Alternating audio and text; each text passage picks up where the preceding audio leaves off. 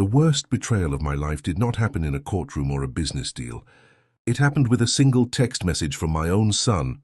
In less than 10 seconds, the family I had spent my entire life protecting made it painfully clear that I was no longer wanted. What they did not know was that their greed had just started a chain of events that would destroy everything. They thought they had already won. The message on my phone hit me harder than any bad news I had ever received. I read it over and over, hoping my eyes were playing tricks on me. But the words refused to change. Dad, you are not coming on the cruise. Monica wants only her family there. For several long moments, I sat frozen at my kitchen table, while the coffee beside me slowly turned cold. The silence inside that room felt heavier than anything I had experienced since losing my wife. This was not a cheap family vacation or a last-minute weekend getaway. It was a 10-day luxury Alaskan cruise that I had personally paid for from beginning to end. Every dollar of the $45,000 price came from my own account because I wanted to keep one final promise to my late wife, Diane. Alaska had always been the destination she dreamed about, but I was too busy building my business to make time for her. By the time I finally had the freedom to slow down, cancer had already taken her away.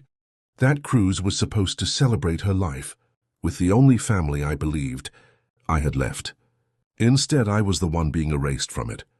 I immediately called my son, Derek, convinced there had to be some terrible misunderstanding. The phone rang twice before he rejected my call without a word. I refused to believe my own son would hide behind a text message, so I called again. This time, Monica answered. Her voice carried that fake warmth she always used whenever she was about to say something heartless. Without the slightest hint of guilt, she calmly explained that her parents and younger brother deserved the vacation more than I did. She suggested I should understand because people my age usually preferred staying home instead of traveling. Then she laughed and joked that I would probably spend the entire cruise complaining about my back while everyone else tried to enjoy themselves. Before I could respond, she thanked me for understanding and disconnected the call. The silence afterward was louder than any argument could have been. Most people would have exploded with anger after hearing something like that. But I learned decades ago that anger is expensive. It clouds judgment, creates mistakes, and gives dishonest people exactly what they want. During 40 years of building one of the largest construction companies in the region, I dealt with crooked contractors, corrupt officials, and business partners who smiled while secretly planning to stab me in the back. Every challenge taught me the same lesson. Never react in the heat of the moment. Stay calm, gather every fact, and strike only when you know exactly where it will matter most. I opened my laptop and logged into the cruise reservation. Within seconds, my worst fear became reality. My name had been completely removed. In my place were Monica's parents and her unemployed younger brother. They had quietly replaced me, while keeping every expense connected to my credit card. They were planning to enjoy the vacation of a lifetime using my money while pretending I had never existed. About an hour later, Derek finally called me back. His voice sounded nervous, almost rehearsed, as though someone had coached every sentence before he picked up the phone. He claimed Monica had been struggling emotionally for months, and that her therapist believed spending time with her own family would help her recover. He promised they would repay every dollar someday and begged me not to create unnecessary drama. I listened quietly because I already knew every excuse coming. Out of his mouth was nothing more than another carefully prepared lie. When he finished speaking, I simply wished them a wonderful vacation and told him to take care of Monica. The relief in his voice was impossible to miss. He truly believed I had accepted everything without a fight. He never realized that my silence was not surrender. It was strategy. Later that afternoon, I reviewed my financial accounts to make sure nothing else had been touched. That simple decision uncovered another betrayal. Nearly $30,000 had quietly disappeared from the emergency account. Derek and I shared. The withdrawals had been spread across several weeks, each one carefully kept below the reporting limit to avoid attracting attention. This was not impulsive behavior. It had been planned with patience and precision. That was the moment I understood the cruise was only the beginning.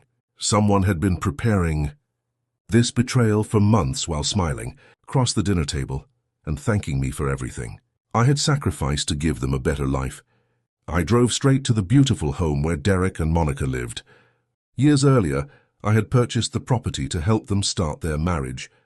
But because of the way I structured the paperwork, the house still belonged to a trust that remained under my control. Using my spare key, I quietly entered through the garage without making a sound. Laughter echoed through the hallway. I stopped outside the living room and listened. Monica, her brother, and Derek were celebrating.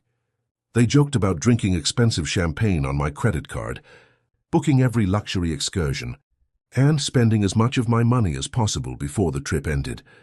Then Monica revealed the real reason behind everything. Their attorney was already preparing documents to have me declared mentally incompetent. A family doctor had agreed to sign paperwork claiming I was suffering from dementia. While they relaxed on the cruise, lawyers would begin taking control of my bank accounts, my businesses, my investments, my home, and every asset I had spent an entire lifetime building. In that instant, every trace of heartbreak disappeared. There was no sadness left, no anger, no disappointment, only absolute clarity. I quietly walked back to my car without making a single sound. They believed they were taking advantage of a lonely old widower who had nobody left to stand beside him. What they failed to remember was that I had spent 4 decades defeating people far smarter, wealthier, and more ruthless than they could ever hope to become. They believed they had already won because they mistook kindness for weakness and grief for surrender. They never realized they had just awakened the man who built the very empire they were trying to steal. As I drove toward my attorney office, I smiled for the first time that day. The game they thought they were controlling had only just begun. By the time they stepped off that cruise ship, they would discover that betraying the man who built their entire world was the single biggest mistake of their lives, and the price of that mistake would be far greater than they ever imagined.